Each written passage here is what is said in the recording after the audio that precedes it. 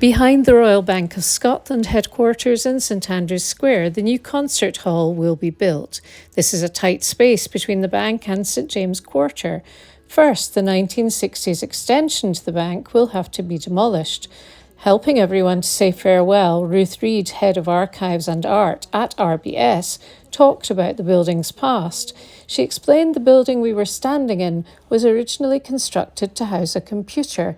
And here, in some archive footage from RBS, you can see it arriving on the back of several trucks.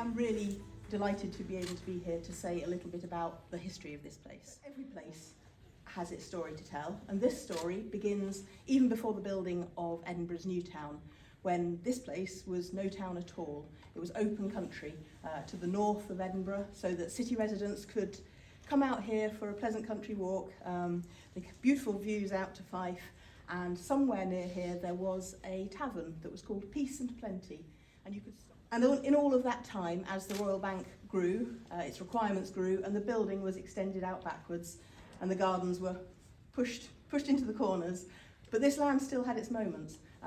In the First World War, the bank gave over this site to staff allotments so that bank clerks could grow sustenance for themselves and their families while there were food shortages. Now, today, a new chapter begins.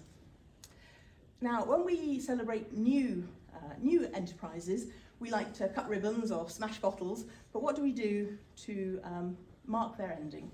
Well, if you're building a new concert hall, you play them out, which is why I'm so glad that Sue Lee is here today to play us not a lament, but a love song. A song about partings, but also a giving of thanks for what has been and a blessing.